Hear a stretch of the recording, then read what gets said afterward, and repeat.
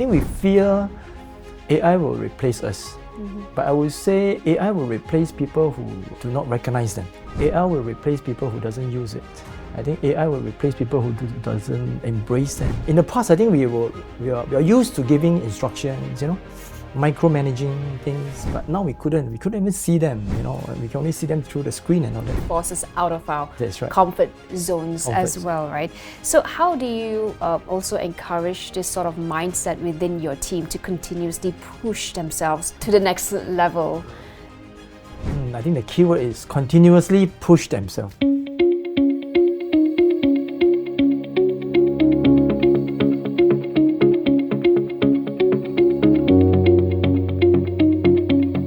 Now, first of all, congratulations on Thank winning the Vistage Leadership Award for this year. That's a great achievement. But I want to start with maybe just getting to know you and your company a bit better, PLC Tax Consultants, which I understand goes above and beyond in providing your very traditional accounting services. Can you talk to us a bit more about PLC? Right. Actually, we started off with my dad. That was like almost 50 years ago, when I was still very young, and I was brought around the office during our school days and holidays. So I think that's where my father started. Then from there, actually, we ventured into like company secretarial services, tax, audit.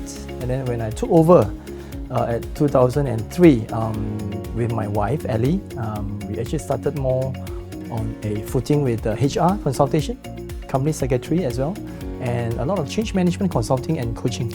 So that's how we actually evolve and get our business, or rather our services, to more people and grow our community. Okay. Yeah. Did you have a sense of what you envisioned PLC to be when you took over the business then, or is just sort of like a natural progression for you to add on all this other stuff? I think it's more like as you move forward, you see the needs, the demand, the trend. And of course, I think you go with the tempo with our clients, and I think that's how we actually evolve, especially during the GST time. Yeah. GST time, we are like very nervous about the system, and I think before that, everybody was like at the comfort zone, including our own profession. And some of us are like wanted for a early retirement. But I think GST comes in, it helps us to rethink about our service model. And what else can we do with this GST in helping our community? So I think from then, actually, we spring off to more services of a higher level and growing clients and helping them to relook into their business model. So I think that is probably going with the tempo with the society needs, and that's how we go. Okay, and personally yourself, how did you end up becoming a coach, financial performance, change management coach? How did that transition happen for you? Right. I think that is a point of time during 2018, where we had a huge group of our colleagues left us. Okay. So that's a point where I reflect on our own and why we couldn't retain them. So from there, actually, we thought of, okay, so it's probably my issues or our system issue, or is it that we couldn't offer a environment, to our people. Okay, so you talk about your company's transition. Right, Let's talk about your personal evolution as well, from being a traditional chartered accountant now becoming a coach, doing all these different things. Why was it important for you? Yeah, I think it is important for us to actually thought of giving more to our community, not just a traditional or conventional service, because I thought accounting is not a boring profession, and it could help us to be more creative. I've been not doing creative accounting, but creative and being innovative in business modeling. Yeah. And I think it would help us to probably see more beyond numbers, all right, see more beyond just the financial reports. I think that is important, especially in this dynamic environment. And that's how we wanted our people to learn the new things, the new way of consultation. So I think on the coaching part that you mentioned just now, I think there was a point of time where we had a batch of our colleagues left us. So I thought that maybe what happened, in terms of retaining them. Is it because of myself, or is it because of the environment? So I thought maybe we should do a bit more for them. So I thought, let's do something more creative, like a coaching culture. So that's where we started with this certification of attending a class with my people and my wife as well. So from then on, we move forward with this coaching culture, and I think more of us will probably enjoy having a coach within our own team. So you lead people by coaching them instead of giving them solution right away. So I think that's where we created a whole new different paradigm, and I think people now enjoy more than before. Okay. Yeah. Now you've had quite a journey running the business, for over 20 years That's now. right. That's right. Could you share with us some of the most memorable moments, be it ups or downs, that has shaped you professionally and as a person? I think the most memorable time is probably during the MCO period, where I think all of us were like a bit panicky, kind of what will happen after the lockdown, and all of us went online. Okay, we went online, we went virtual, we went working from home. I think that's something that we have never encountered. So we really look into the entire collaborative arrangement, and we actually did something very different in the past, where we empower people. Okay, we delegate. In the past, I think we are used to giving instructions, micromanaging things, but now we couldn't even see them, we can only see them through the screen and all that.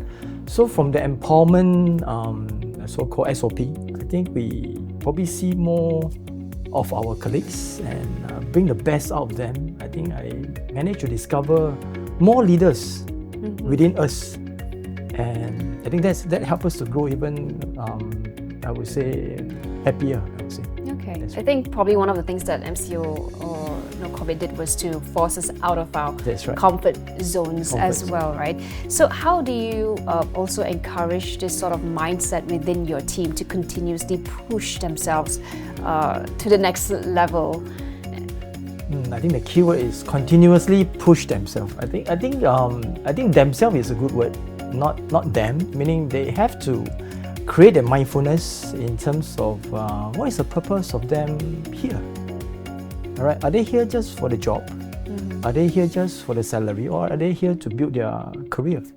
So I think we created this empowerment culture and coaching culture to raise their awareness and get them to relook into their purpose with us, with the community. So from there, actually, we managed to bring them out from their comfort zone, out from their so-called fear zone, into a more learning and growth zone, in helping them to see their own strength. I think that is the part I would probably be happier to see more of that coming. Okay. Yeah. Now let's talk about looking ahead to the future, the industry that you're in, of course, the consultancy, accountancy. These are very traditional industries that are also ripe for disruption.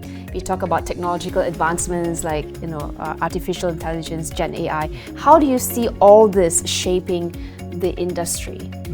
Okay, I think the AI thing, the digitalization thing, it's going to have a huge impact on us. I think we fear AI will replace us, but I would say AI will replace people who do not recognize them. I think AI will replace people who doesn't use it. I think AI will replace people who doesn't embrace them. So I think we need to start to look into more automation, digitalization, and I think the way we think, the way we do things has to be more receptive of technology. All right, I think we should do less with paper. We should do less with SOP. I think we should engage a bit more in understanding how AI could help us to be more effective and more efficient. I think that is something that we need to change. And how are you using that in your company? How are you implementing them? Okay, I think we start to subscribe to quite a bit of apps, like Notion, like Luah, like Gamma, preparing PPT and all that stuff, and of course ChatGPT. Right. I think we used to do a lot of charts, analysis, but now I think ChatGPT and all the apps help us to do that probably 10 times the speed, 20 times the efficiency, and that helps us to spend more time in more analytical so-called task as compared to the operational task. So from there, we actually free our time to focus on learning, all right, and be more analytical. I think most importantly is the engagement and communication with client. The time that we spend with client, I think the proportion is actually increasing. So I think the people factor is helping us to be probably more engaged. Yeah. Okay. That's right. Speaking of people factor, I do wonder, as a leader, looking at a large workforce at PLC, how do you make sure you have the right people at the right places? I think that's a good question. Right people at the right place. I think we need to be more experiential, and I would say, okay, in order for us to identify, the right talent for the right role or the right position, I think we need to give that space. All right, we need to give them that trust, allowing them to explore, allowing them to try and error, and most importantly is to trust our team that they can do it. Right, giving them time, giving them methods. I think most importantly it's empower them with that trust and let them just do it. And another thing is that we need to have a margin of tolerance. Okay, and be able to take errors, and I must say experiment with different methods, giving them more rooms. I think that's how we engage our people. Let them find their place and their purpose. Okay. Yeah. Now, turning to more personal insights and your journey with Vistage, you joined in 2018. How has being part of Vistage shaped your mindset and leadership style? Wow, I think that is the big question for me when I actually joined Vistage. I think that was almost 6 years ago. By joining Vistage, I think I free my time. Yeah, when I say free my time means I get off from my bench or get off from my chair. A bit more traveling. I would say more engaging with people outside my current circle.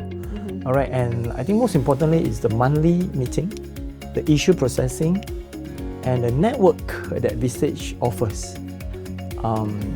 By engaging a different circle of friends and people, I think we would probably be able to step out, from our daily routine. Okay, that's very important. And we start looking into areas that we probably would not have chance or even opportunity to interact with.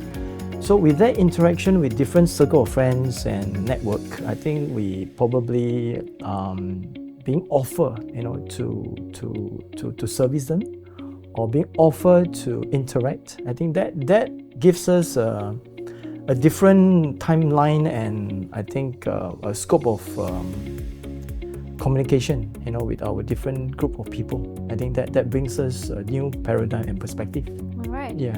Now, as an entrepreneur, balancing personal growth while running a successful business, I imagine, can be quite challenging. So what are some of the strategies that you have found useful in striking that balance? I must say exercise. Okay. I must say hobbies. I think you must spare time, not just work all the time. You need to spend time to connect with yourself. So I like to do hiking, traveling with my family, and that balance, I think we need to be disciplined. All right, it's not like as and when there's holiday we go for it, but I think it has to be a planned holiday. Then only then we can actually engage with that moment, at the moment of yourself, the moment of reconnecting. I think that's very important. So actually have it written down in your diary and commit to it. That's right. Okay, now before we conclude, so we have a new tradition on the show where we will ask the previous guest to leave a question for our next guest. So the previous guest on the show was actually Miss Lim Xiaowei of Malacca Securities, and she has this question for you. Oh. What does it mean for you to retire happily? Retire happily. All right, I think happiness is a very big word. I think to me is to nurture my next generation, not my son or daughter. It's my managers, my seniors, to bring them up the next level, to be coaches to our community. Yeah, I think by then probably, well, there's something that I would like to see and create happiness for them. All right. Now, and finally, what burning question would you like to ask the next Vistage CEO or leader who sits on that hot chair?